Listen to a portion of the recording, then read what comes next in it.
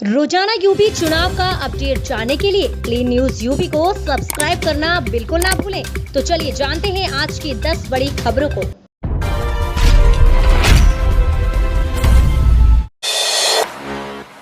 गन्ना किसानों को इसी पेराई सन से मिलेगा बढ़ा मूल्य। मुख्यमंत्री योगी आदित्यनाथ की घोषणा पर कैबिनेट की मोहर। उत्तर प्रदेश के सभी गन्ना किसानों को इस पेराई सन से गन्ना का बढ़ा मूल्य मिलेगा। उत्तर प्रदेश की कैबिनेट ने मुख्यमंत्री योगी आदित्यनाथ की 28 सितंबर की गन्ना मूल्य में बढ़ोतरी की घोषणा पर अपनी मोहर लगा दी है।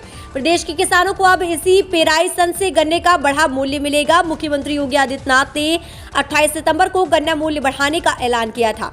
गन्ना विकास व चीनी उद्योग विभाग की ओर से पेराई सन 2021-22 के लिए तैयार प्रस्ताव पर कैबिनेट ने बुधवार को मोहर लगा दी है। मुख्यमंत्री ने इसी पेराई सन के लिए अस्वीकृत प्रजाति के गन्ने का मूल्य 305 से बढ़ाकर 330 रुपए प्रति क्विंटल, सामान्य प्रजाति का 310 से बढ़ाकर 335 रुपए प्रति क्विंटल और अगैती प्रजाति के गन्ने का मूल्य 315 रुपए प्रति क्विंटल से बढ़ाकर 340 रुपए करने का ऐलान किया है। प्रदेश सरकार ने राज्य की सहकारी चीनी मिलों की ओर से किसानों को होने वाली गन्ना मूल्य भुगतान व अन्य कार्यों के लिए मिलने वाले कर्ज पर अपनी गारंटी देने पर सहमति जताई है। इस बारे में विभाग की ओर से लाए गए प्रस्तावों को कैबिनेट ने मंजूरी दी है। पात्र गृहस्थी कार्ड धारक को प्रति यूनिट 5 किलो राशन, 3 किलो गेहूं व 2 किलो चावल मिलता है। इसी तरह अंत्योदय कार्ड धारक को 35 किलो राशन, 20 किलो गेहूं व 15 किलो चावल मिलता है। इस निर्णय से 1200.42 करोड़ रुपए प्रति माह के आधार पर कुल 4801.68 करोड़ रुपए खर्च होने का अनुमान है। मुख्यमंत्री जी इन बुनियादी दिक्कतों का मेरठ शहर से कराएंगे पलायन, सुविधाओं की आस। मेरठ शहर खेल, शिक्षा और मेडिकल के क्षेत्र में अलग मुकाम रखता है, लेकिन जब नागरिक सुविधाओं और एक मुकम्मल शहर की बात होती है तो मेरठ पड़ोसी जिलों से भी पीछे छूट जाता है। बजबजाते खुले नाले, सड़क किनारे कचरे के ढेर, आधा अधूरा सीवेज नेटवर्क शहर की छवि को धूमिल करते हैं। आवारा कुत्तों और बंदरों के हमलों से लोग परेशान हैं। अब आवारा पशु खुलेआम घूमते हैं और जनता पिंजरे में रहने को मजबूर। यूं तो बात उठी थी कि मेरठ को स्मार्ट सिटी बनाया जाए, लेकिन आम शहरी तो कम में भी संतोष करने को तैयार है। इसकी यही इच्छा है कि स्मार्ट ना सही असंतोषजनक सिटी तो मेरठ जरूर हो। गंदगी और अव्यवस्था का आलम यह है कि दीपावली के बाद से लगातार मेरठ में प्रदूषण का स्तर खतरनाक स्तर पर बना हुआ है। मुख्यमंत्री जी आज आप मेरठ में हैं। पश्चिमी उत्तर प्रदेश की राजधानी कहे जाने वाले मेरठ के लोगों को उम्मीद है कि आप इन समस्याओं से निजात दिलाएंगे, बुनियादी सुविधाएं मुहैया कराएंगे। साथ ही 220 MLD STP के टेंडर प्रक्रिया में तेजी लाकर तय अवधि में कराने की जरूरत है। हालात इतने बुरे हैं कि बड़ी बड़ी कॉलोनियों में सीवर लाइन ही नहीं पड़ी है। जहां डल भी गई है उन्हें STP से जोड़ा तक नहीं गया। अब विवाहित पुत्री को भी मिल सकेगी अनुकंपा नौकरी। मृतक आश्रित नियमावली में संशोधन पर मोहर। सेवाकाल के दौरान दिवंगत हुए राज्य कर्मचारी की विवाहिता पुत्री भी अब अनुकंपा आधारित नियुक्ति के लिए योग्य मानी जाएगी और इसके लिए आवेदन कर सकेगी। अभी तक उन्हें ये सुविधा नहीं हासिल थी। इसके लिए राज्य सरकार ने उत्तर प्रदेश सेवाकाल में मृत सरकारी सेवकों के आश्रितों की भर्ती नियमावली में 12वें संशोधन को मंजूरी देते हुए मृतक कर्मचारी के कुटुंब की परिभाषा में विवाहित पुत्री को भी शामिल करने का फैसला किया है। क्रमिक विभाग के इस प्रस्ताव को बुधवार को कैबिनेट बाय सर्कुलेशन मंजूरी दे दी गई है। केंद्र सरकार ने भी अपनी नियमावली में विवाहित पुत्री को कुटुंब की परिभाषा में शामिल कर दिया है। अब राज्य सरकार ने विवाहित पुत्री को कुटुंब की परिभाषा में शामिल करने का फैसला किया है। यूपी में करियर सेंटर दिलाएंगे निजी क्षेत्र में नौकरियां। प्रदेश में बनेगी कर्मचारी बीमा न्यायालय। राज्य सरकार की ओर से अधिसूचित किए जाने वाले करियर सेंटर बेरोजगारों और रोजगार पाने के इच्छुक लोगों को निजी क्षेत्र में रोजगार दिलाने का माध्यम बनेंगे। निजी क्षेत्र में जो रिक्तियां निकलेंगी उन्हें इसकी सूचना अनिवार्य रूप से अधिसूचित करियर सेंटर्स को देनी होगी। करियर सेंटर्स के पास रोजगार प्राप्त करने के इच्छुक व्यक्तियों का डाटा होगा। वह ऐसे लोगों की काउंसलिंग और उनका मार्गदर्शन कर उन्हें उनकी शैक्षिक योग्यता के अनुसार रोजगार मेलों के जरिए उन्हें नौकरियां दिलाने का माध्यम बनेंगे। केंद्र सरकार की ओर से बनाई गई सामाजिक सुरक्षा संहिता 2020 को प्रदेश में लागू करने के लिए बनाई गई उत्तर प्रदेश सामाजिक सुरक्षा संहिता नियमावली 2021 में ये प्राविधान किया गया है। गर्भवती कामगार महिलाओं को प्रसूति संबंधी सभी मौजूदा लाभ नई नियमावली में बरकरार रखे गए हैं। इसके अलावा नियमावली में प्रसूति संबंधी किसी भी प्रकार के विवाद होने पर इसके निस्तारण की व्यवस्था की गई है। ओम प्रकाश राजभर का विवादित बयान, बोले अगर जिन्ना भारत के पहले पीएम बनते तो देश का बंटवारा नहीं होता। सुहेल देव भारतीय समाज पार्टी के मुखिया और यूपी सरकार के पूर्व कैबिनेट मंत्री ओम प्रकाश राजभर का एक बार फिर अपने विवादित बयान को लेकर ये सुर्खियों में है। इस बार सुबह सपा के राष्ट्रीय अध्यक्ष ओम प्रकाश राजभर ने जिन्ना पर दिए सपा के राष्ट्रीय अध्यक्ष अखिलेश यादव के बयान पर अपनी प्रतिक्रिया देकर ये विवाद खड़ा कर दिया है। वाराणसी में पत्रकारों से बातचीत करते हुए ओम प्रकाश राजभर ने कहा कि अगर जिन्ना को देश का पहला प्रधानमंत्री बना दिया होता तो देश का बंटवारा न हुआ होता। आपको बता दें कि यूपी के पूर्व सीएम और समाजवादी पार्टी के राष्ट्रीय अध्यक्ष अखिलेश यादव ने बीते 31 अक्टूबर को हरदोई जिले में आयोजित एक रैली में कहा था कि सरदार पटेल, जवाहरलाल नेहरू, महात्मा गांधी और जिन्ना ने मिलकर आजादी की लड़ाई लड़ी और देश को स्वतंत्रता करवाया। अखिलेश के इसी बयान पर जब पत्रकारों ने ओम प्रकाश राजभर से उनका पक्ष जाना तो उन्होंने कहा जिन्ना अगर पहले पीएम बनते तो देश का बंटवारा न होता। आपको बता दें कि पिछले दिनों मऊ में ओम प्रकाश राजभर और सपा के राष्ट्रीय अध्यक्ष अखिलेश यादव ने मिलकर एक जनसभा करते हुए आगामी यूपी विधानसभा चुनाव साथ लड़ने का ऐलान किया। चुनावी तैयारियों के सवाल पर ओम प्रकाश राजभर ने कहा कि वो और सपा मिलकर चुनाव लड़ेंगे तो बड़ी जीत दर्ज करेंगे। जिन्ना पर दिए गए ओपी राजभर के बयान पर यूपी सरकार के मंत्री मोहसिन रजा ने कड़ा ऐतराज जताते हुए इसे देशद्रोही हरकत बताया। विधानसभा चुनाव करीब आते ही योगी सरकार ने एक और बड़ी बात कह दी। बांग्लादेश से आए 63 हिंदू परिवारों को मिलेगा घर, नौकरी और जमीन। योगी सरकार का बड़ा फैसला।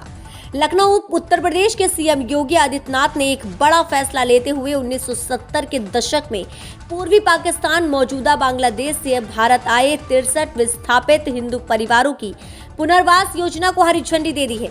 इसके तहत इन सभी परिवारों को पुनर्वास योजना के अंतर्गत कानपुर देहात की रसूलाबाद तहसील के अंतर्गत आने वाले भैंसाया गांव में जमीन और घर दिए जाएंगे। ये परिवार अपना जीवन यापन अच्छे से कर सके, इसलिए राज्य सरकार ने ये निर्णय लिया है। सीएम योगी आदित्यनाथ के नेतृत्व में बुधवार 10 नवंबर 2021 को हुई कैबिनेट की बैठक में कई बड़े फैसले लिए गए हैं, जिसमें से एक ये भी था। रिपोर्ट के अनुसार पुनर्वास योजना के अंतर्गत राज्य सरकार ने 121.41 हेक्टेयर भूमि के उपयोग को मंजूरी दी है। इसके तहत सरकार ने प्रत्येक परिवार को कृषि कार्य के लिए 2 एकड़ जमीन और घर के लिए 200 वर्ग मीटर जमीन देने का फैसला किया है। इसके साथ ही मुख्यमंत्री आवास योजना के तहत प्रति परिवार 1.20 लाख रुपए की धनराशि आवंटित की जाएगी। मनरेगा के तहत यह विकास के कार्य भी आरंभ किए जाएंगे ताकि इन्हें गांव में ही सम्मानजनक रोजगार मिल सके। आपको बता दें कि 1970 के दशक में बांग्लादेश से 63 हिंदू परिवार भारत आए थे, जो बाद में यहीं के होकर रह गए थे। इन लोगों को मदन कपास मिल में काम दिया गया था, मगर बाद में मिल बंद हो गई, जिससे ये लोग वापस बेरोजगार हो गए। अब बीते 30 वर्षों में ये इसी तरह से फिर से ये बेरोजगार हो गए हैं। ओवैसी आज मुरादाबाद में 2017 में 3193 वोटों से जीती थी बीजेपी नगर सीट। सपा की उम्मीदों पर पानी फेर सकते हैं ओवैसी।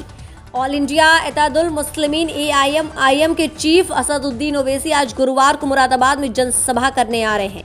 मुरादाबाद में उनकी सक्रियता नगर सीट पर सपा को झटका दे सकती है। 2017 में बीजेपी भारतीय जनता पार्टी ने ये सीट बहुत कम मार्जिन 3193 वोटों से जीती थी।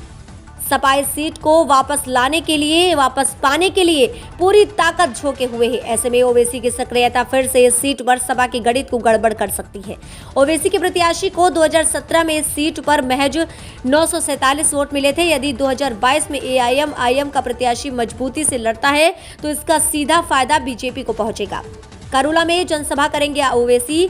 AIM चीफ ओवैसी संबल रोड पर करुला में शाम 6 बजे जनसभा को संबोधित करेंगे। कार्यक्रम का नाम वंचित समाज सम्मेलन रखा गया है। AIM के कार्यकर्ताओं ने करुला पीर का बाजार में कार्यक्रम की तैयारियों का जायजा लिया। ओवैसी को सुनने के लिए पहले भी मुरादाबाद में भीड़ जुटती रही, लेकिन ये भीड़ वोटरों में तब्दील नहीं हो सकी। सुल्तानपुर में प्रधानमंत्री मोदी का दौरा। VIP के लिए आएंगी 3 लाख की पानी की बोतलें, 2000 लंच पैकेट भी होंगे उपलब्ध। पीएम मोदी 16 नवंबर को पूर्वांचल एक्सप्रेस वे के लोकार्पण को सुल्तानपुर पहुंच रहे हैं। पीएमओ से अभी शेड्यूल नहीं आने पर कार्यक्रम का विस्तार समय नहीं आ सका है, लेकिन शासन से लेकर प्रशासन तक के अधिकारी तैयारी को लेकर कमर कस चुके हैं। 210 रुपए कीमत के 2000 लंच पैकेट भी अतिथियों के लिए मंगाए गए हैं। लंच पैकेट में फ्राई अरहर दाल, मिक्स वेज, कढ़ाई पनीर, मटर पुलाव, 2 तावा और 1 मिक्सी रोटी के साथ 1 काला जाम मंगाया गया है। साथ ही 500 ml पानी की 1 बोतल। ये सारे इंतजाम यूपीडा कर रही है। सभी स्थल के लिए 130 किसानों की भूमि का अधिग्रहण हुआ है। इसमें धान व गन्ने की फसल बोई गई थी। एसडीएम जयसिंहपुर अरविंद कुमार ने बताया है कि इन सभी किसानों को फसल की क्षतिपूर्ति मिलेगी। धान की फसल के लिए 1 हेक्टेयर में 40 क्विंटल उत्पादन का मानक रखा गया है। इससे संबंधित किसानों को 1950 रुपए प्रति क्विंटल की दर से मुआवजा उनके खाते में सीधे भेजा जाएगा। बसपा प्रत्याशी समेत जिला अध्यक्ष भी सभा में शामिल। मायावती को लगा बड़ा झटका। उत्तर प्रदेश में विधानसभा चुनाव 2022 का बिगुल बज चुका है। अपने स्वार्थ को साधने के लिए तमाम कद्दावर नेता एक दल को छोड़ दूसरे दलों में शामिल होने की होड़ में लग गए हैं। पिछले 2 बार से सदर विधानसभा सीट के लिए बहुजन समाज पार्टी से उम्मीदवार रहे कद्दावर नेता सीताराम कुशवाहा ने हाथी की सवारी छोड़ आज अपने तमाम समर्थकों के साथ साइकिल का दामन थाम लिया। सदर विधानसभा सीट पर इससे बसपा के लिए बड़ा झटका बताया जा रहा है, तो वहीं समाजवादी पार्टी के लिए ये बड़ी उपलब्धि भी है। इससे पहले बहुजन समाज पार्टी के एक बहुत बड़े कद्दावर नेता तिलक चंद्र अहिरवार भी समाजवादी पार्टी का दामन थाम चुके हैं। सीताराम कुशवाहा ने लखनऊ पहुंचकर समाजवादी पार्टी के राष्ट्रीय अध्यक्ष अखिलेश यादव से मुलाकात की और समाजवादी पार्टी में अपनी आस्था व्यक्त करते हुए समाजवादी पार्टी की सदस्यता ग्रहण की।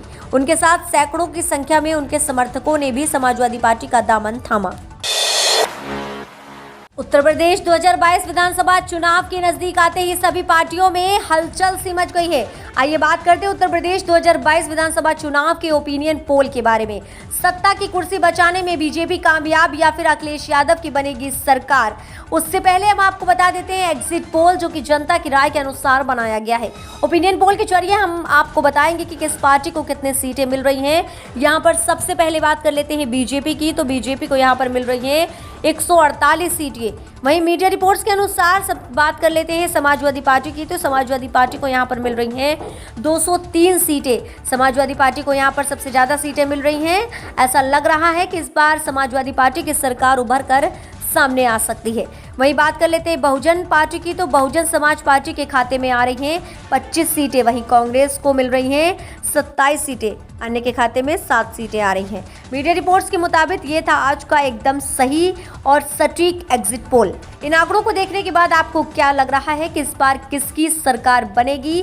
यूपी में कौन आएगा? यूपी में किसका होगा राज? सबसे बड़ा सवाल।